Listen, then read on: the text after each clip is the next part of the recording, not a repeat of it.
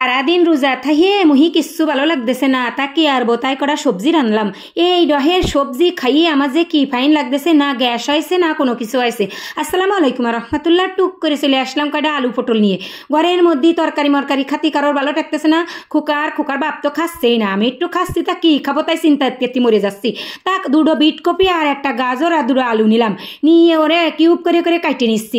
Doc করে সিলে নিয়ে ধুইয়ে তারপরে ওরে কাটতেছি।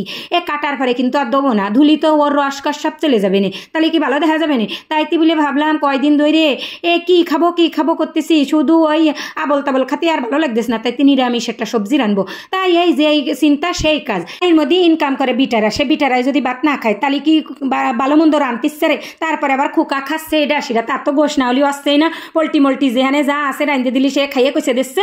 আর খোকার বাপ তো ভাতই খাচ্ছে না, সে ডায়েট করতেছে বলে। তা আমি মাঝখানতে পড়ে কি না খাইয়ে মরবো। তাইতে আমি চিন্তা করলাম যে ওরা যা পারে করে বেড়াই গিয়ে আমি আমার পছন্দ মতন তরকারি রান্না শুরু করে দিই। তা বিট কপির সাথে কিন্তু একটা ওই যে ক্যাপসিকামও আছে না, ওই কিন্তু সস্তা। ক্যাপসিকাম সহজে কেউ খাতে চায় না, আমার কিন্তু ভালোই লাগে। ওই যে পিৎজার মধ্যে দেয় কি সুন্দর গিরান লাগে, মুম্বাই জালের মতন গিরান আসে। তা আমার কিন্তু ভালো ঠেহে খাতি। তা যাই হোক, আমি সেই সব কটা সবজি কাইটে ঝিরিমিরি করে কাইটে নিছি, নিয়ে কড়াইতে একটু তেল দিয়ে দুটো লবঙ্গ ফোড়ন দিয়ে নিছি, আর কটা কাঁচা জাল আর একটু হুনো জাল, আর ওর মধ্যে দিয়ে দিলাম এক খাবলা পেঁয়াজ। সব কিছু দিয়ে একদম ভাজা করে নেবো। আমি কিন্তু এই সবজিটা একদম নিরামিষ ভাজবো, বুঝছো, অত রানবো না, মশলাও দেবো না। মশলাপাতি খাতি আমার মনে হচ্ছে গ্যাসে ধরেছে। তা গ্যাস কি রেখে দেয় না যায় সেই চিন্তায় আছি। তাইতে বলে তো এই সবজি রানতেছি। বিট কপি কিন্তু সিদ্ধ হতে দেরি হয়, ওই জন্য এর ডিমে জালে আস্তে আস্তে করিয়ে মানে বাজবো আর কি। তা নুন হলদি দিয়ে নিলাম, নুন হলদি দিয়ে এতে কিন্তু ময় মশলা তেমন একটা কিছু দেবো না। ওই 2 পদের জালের ফোড়ন দিছি, আর দুটো ওই যে এলাচ দিলাম না, সাদা এলাচ দিয়ে এরে ডাইয়ে থুয়ে আস্তে জালে নিবে নিয়ে জালে, বুঝছো, সিদ্ধে নেবো, নিয়ে ভাজা করে ফেলবো। তেল মশলা তো সব কিছুই দিছি। এরা নতুন করে আর কোনো কিছু মশলাপাতি দেবো না।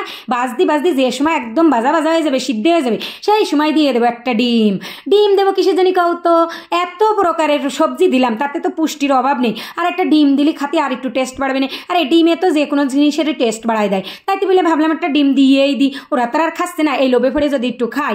তারপরে দিলাম একটু জিরে গুঁড়ো, একটু গরম মশলাও কিন্তু দিলাম মাঝখানে, বুঝছো, তা আবার দেখাতি মনে নেই।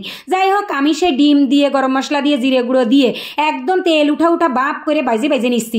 এই রোজা রমজানের দিন মোটো রুজতেছে না, মুহি কোনো কিছু রসতেছে না। তা ভাবলাম কি এই রামেরে যদি ভাত দুটো খাওয়া যায়। ও মা তা যে বাজলাম, তা কি রহে লাগলো। তা যদি তোমরা একটু খাইয়ে দেখতে, তাহলে তোমরা ডেলি তরকারি সাথে আসতে। এখন আমার এই রেসিপি দেখে যদি তোমরা বাইজে খাতি চাও, খাইয়ে দাও। যদি সিজনে যে সময় বিট কপি গাজর ক্যাপসিকাম এইসব যে সময় পাওয়া যাবে, সে সময় প্রায় দিন এরম একটা করে ভাজি খাবা, কারণ এই সবজি যে এত ফাইন লাগবে।